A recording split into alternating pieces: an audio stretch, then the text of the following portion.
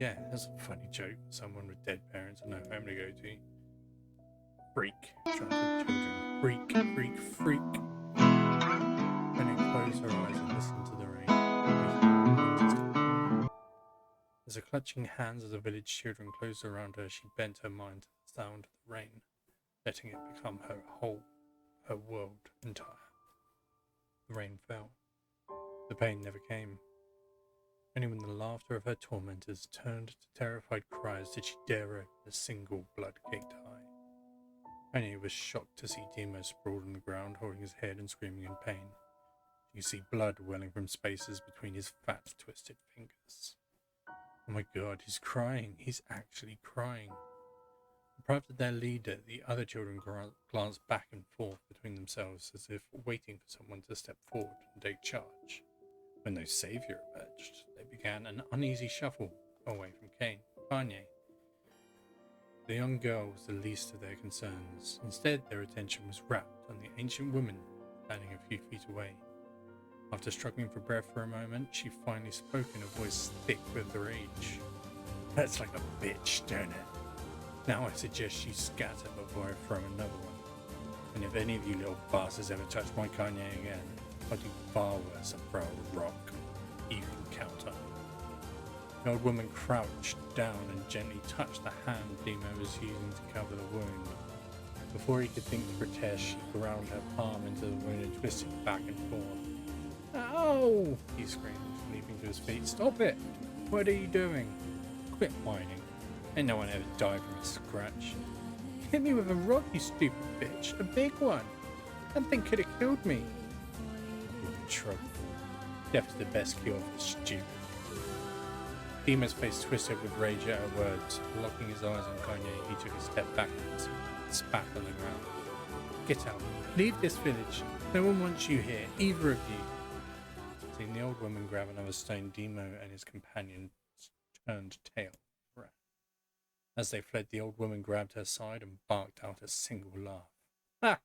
Look at the fat boy go. Guess he's healthy enough to run from a fight. The woman's smile faded as she turned her attention to Kaine. Kneeling down, she removed her shawl and placed it around the young girl's shoulder, then produced a cloth from the folds of her dress and began blotting at the blood on her forehead. Oh, Kaine, she said. Why didn't you fight back? You're stronger than that lot. The words of her grandmother stung Kaine, and she turned away. Don't be nice to me, she said. I don't deserve it. Nothing matters anymore. Her tears, held in check for so long, finally began to fall on the muddy ground below. Everyone hates me. They think I cause bad things to happen. They think I'm a freak. I wish I was dead. Kaine's tears turned to sobs. She felt her grandmother's hands on her shoulders. Despite her advanced age and diminutive size, she was a woman of surprising strength, and Kaine found herself unable to turn away. Don't talk about that girl. It's a river wide and deep that flows between the realms of this world and the next. It grants no mercy to any that attempt the crossing. You got a duty to fight until your last breath. Understand? The old woman tightened her grip and tried to still the tremor in her voice. You know the pain of losing someone close to you, Kaine. You know because you survived it. The words hit home. Kaine was struck by the force of her love for the old woman. As a young child, she didn't even know of her grandmother, but when her parents died, the woman quickly accepted her as her own. Grandma, as Kaine called her, was cunning, vulgar, and quick to violence. The first few years together had not been easy. But with each year that passed, Kaine and her grandmother had grown closer. However, it was only now, sitting in the mud with tears and blood caking her face, that Kaine truly understood the depths of her affection. Here was a woman who had seen hard times, who had seen death, who had thought through all these things and somehow emerged on the other side. If anyone could understand Kaine's pain and loneliness, it was her. Do I make it sick, Grandma? Of course not. Don't be an ass. Kaine drew her grandmother's moth-eaten shawl around her body and shuddered. My body, it's not normal. If I was normal, then Mum and Dad wouldn't... Hush, interrupted Grandma. I'll not hear another word of this nonsense. You're my granddaughter and I love you. And if folks have a problem with that, they can just go to hell. That, the old woman reached out and placed a wreath of dried flowers in Kaine's hair. The skill it took to bend the flowers without breaking the stems or losing a single petal was remarkable, and the beauty of it made Kaine want to cry all over again. Oh my gosh, these are lunar tears. Grandma, you made this for me? Lunar tears were legendary flowers. Most people could live their entire lives without ever seeing one, and yet her grandmother had somehow collected a dozen or more. Kaine reached up and touched the wreath as if she couldn't believe it was real. Where did you find these? I stumbled on them while I was out doing the shopping. The old woman turned away as she spoke, leading Kaine to expect that the search had been more difficult than she was letting on. The pain she took to construct the ornament, let alone track down the flowers used in its construction, made Kaine's heart hurt. She reached up and gently adjusted the wreath, admiring the way it felt between her fingers. Didn't quite turn out right, said her grandmother as she squinted at it.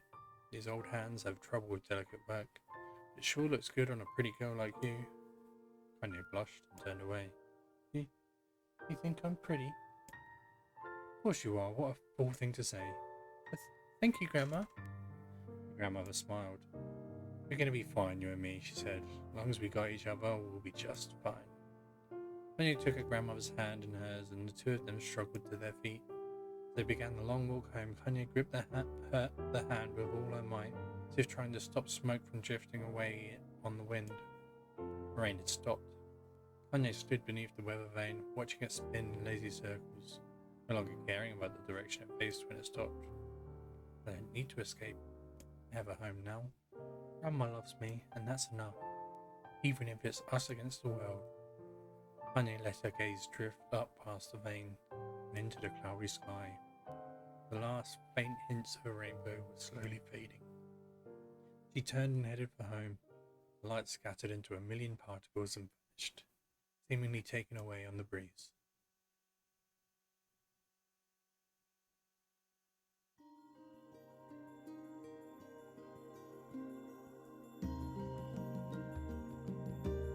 In the distance, Kaine heard the steady sounds of an axe striking wood. The noise had a purposeful quality to it, as if she was hearing a masked woodsman go about his work. The firewood being produced, however, was as far from a work of art as could be. Pieces of every shape and size were being flung about a barren yard with wild abandon. Anyone trying to stack such wood would probably die of frustration before the job was through. Stupid piece of shit axe. Kaine's grandmother flailed away with the axe, filling the air with both splinters of wood and words that would make the most hardened sailor blush. Grandma, called Kaine. That you, Kaine? Yelled the old woman, taking her eyes off the wood for a moment. Don't get too close, or I might take your goddamn foot off by mistake. Brought the axe down on a piece of wood, sending chips flying in every direction. One spun past Kaine, close enough for her to hear the whistle, at which point she decided to step back. When she scuttled to a safe distance, she cupped her hands around her mouth and shouted, Grandma! Do you need any help? I can get you water or lunch or a new axe or something. The axe, poised to strike another wobbly blow, paused in midair. The old woman considered her granddaughter's offer for a moment and smiled. Tell you what, since I'm doing such a piss-poor job of chopping, why don't you come here and take over so I can go get the water? Jay's a bit restless lately, and I don't want you running into one of them bastards. Relinquishing the axe, her grandmother picked up a long pole with wooden buckets on either end. Gathering water was by far the more difficult of the two jobs, but Kaine knew better than to complain. Once Grandma's mind was set, there was no changing it. Kaine did her best to help with chores, but Grandma took every task that required travel to the village.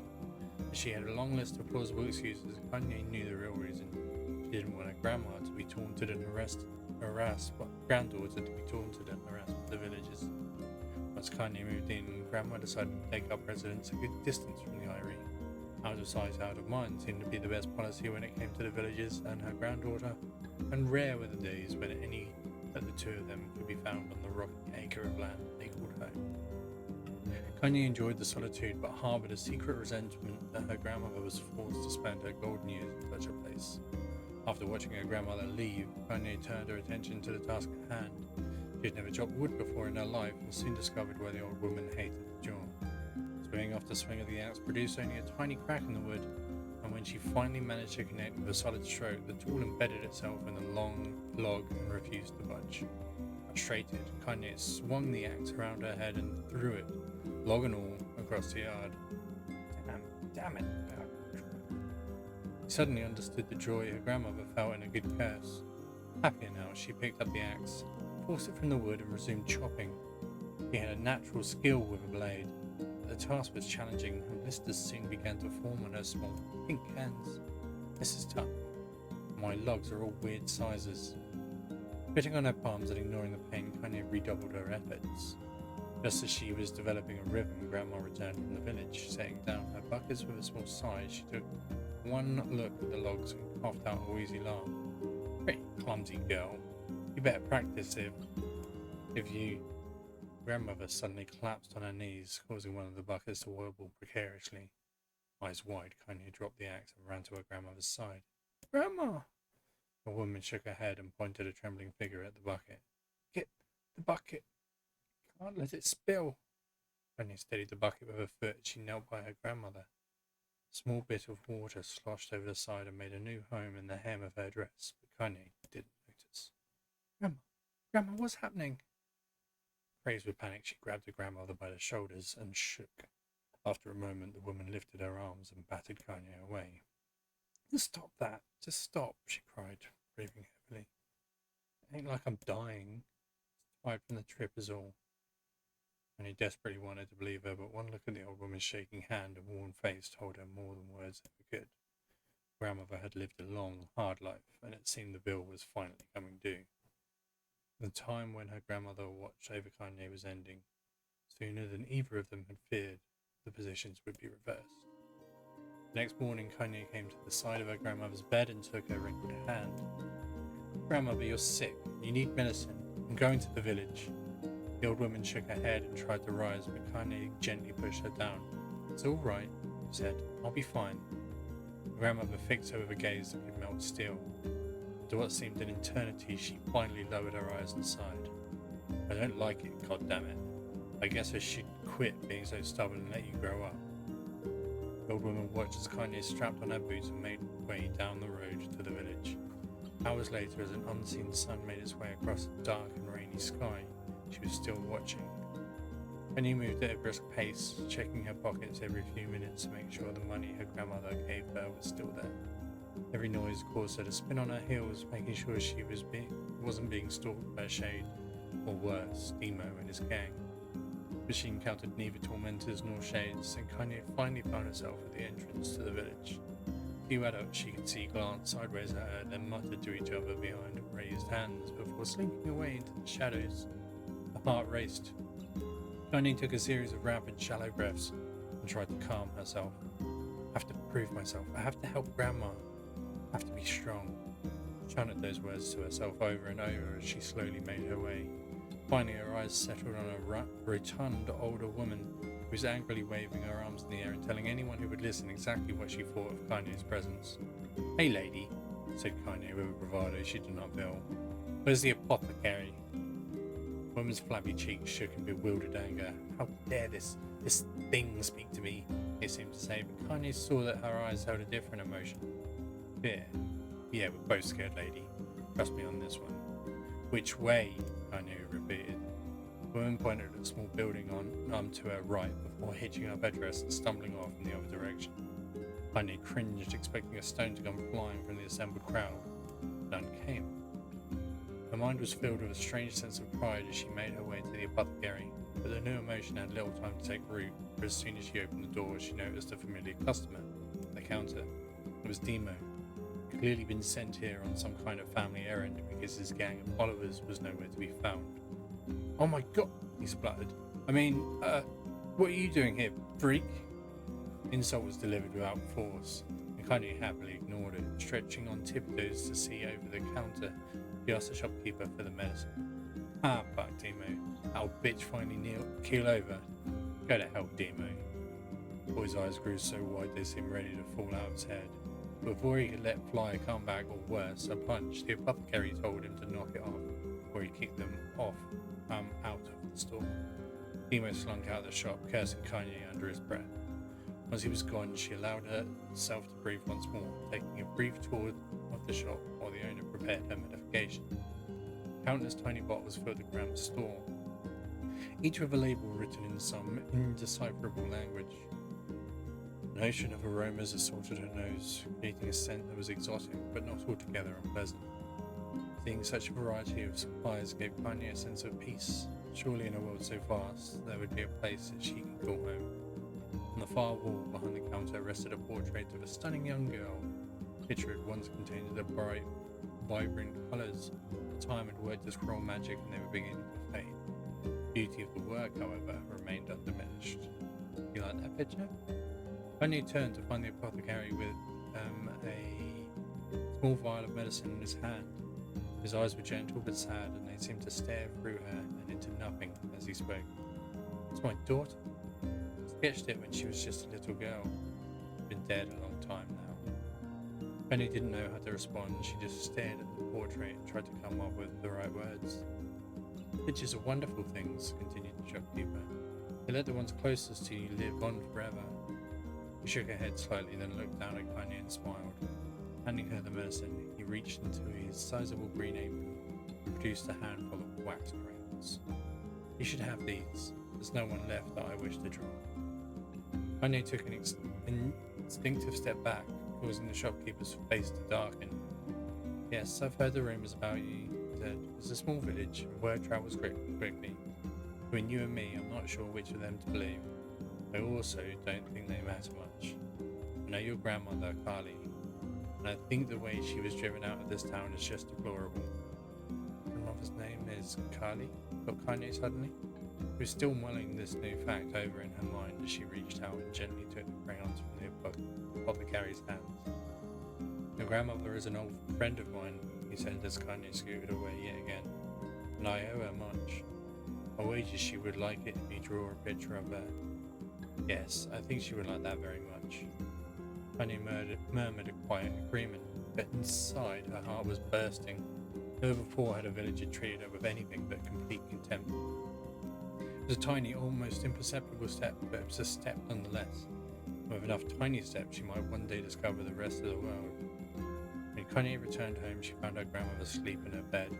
Her feet were blackened and raw, even bleeding a bit in places, leading Kaine to think that she had been pacing around the room until exhaustion finally caught up with her. She placed the medicine on her grandmother's pillow and turned to leave, found the old woman's hand clasped around her arm. "Back already, are you?" asked her grandmother with a yawn. "Come here, let me have a look at you." Grandma sat up and examined Kaine from head to toe, finally satisfied that nothing terrible had befallen her grandchild. She leaned back and allowed herself to relax. "Well, how was it? Those bastards give you any trouble?" "It was kind of fun," said Kaine with a small smile. "No, seriously, it was." "Fun, eh?" asked her grandmother in a voice which implied she believed anything but. "Uh-huh. So, anytime you need me to run an errand, just let me know." As she spoke, Kaine removed the crayons from her pocket. After a brief explanation of their source, she informed her grandmother that she was going to sketch her portrait. "Portrait? Of me? Ridiculous. No one wants to stare at a wrinkled old crone." "Grandmother, it will make you live forever." "Bullshit," said her grandmother, throwing back the sheet from her bed. "Living forever would just piss me off. Now, put those crayons away and help with dinner." Kaine would not relent. In the end, Grandma found herself leaning against the wall of their house as if posing for a master artist. Kaine took up the crayons, eyed her subject carefully, and set to work. Just as her grandmother was about to nod off, Kaine finished the piece. After staring at it for a bit, she released it from her grip and let it slowly drift to the floor. "It's terrible. It doesn't look like you at all." "I'm sorry, Grandmother. I thought these crayons would, make drawing easy or something." The old woman's eyes narrowed at her granddaughter's disappointment. "Me be the judge of that," he said, ignoring the pain on her back, reaching for the paper. The pitch could have been a person's face. Also could have been a boulder, a lump of clay, or an incredibly misshapen loaf of bread, all rendered in a chaotic array of colours. The old woman stared at the picture for a long time, then slowly wheezed out a laugh. "Oh, Kaine," she said between laughter, "you truly are my blood. You're as clumsy as me, and I love it. But, hush, I won't hear any more bull about how ugly you think it is. It came from the heart, and I'll treasure it always. True to her word, the old woman gave the picture a place of honour above the kitchen table. In the days that followed, Kaine would often catch her staring at the portrait with a strange smile on her face, an action she interpreted as silent, mocking laughter. A week later, Kaine could stand it no more and asked her grandmother to take the artwork down. "Gosh," said the old woman, "I'll take this down when they roll me in my shroud." I pondered this for a bit, and turned to Kaine and dropped to one knee. "Listen to me, girl. Seeing this picture makes me happy in a way I've never felt before. It makes me want to go on, so that someday you can feel the same happiness." The moment that burned itself in Kaine's memory, a perfect blend of pride and love and joy came together to form a lifelong remembrance. She swore to never forget this moment, to never forget the old woman who had made her place in the world possible. Time moves on. People memories move in and out of a life like ghosts passing through a hall. This moment will be different, so I will remember it forever. Forever. Okay, I'm going to call it there. Thanks for spending time with me. I hope it's been marvellous for you. It really has for me. And I shall see you guys soon. Ciao for now. Bye.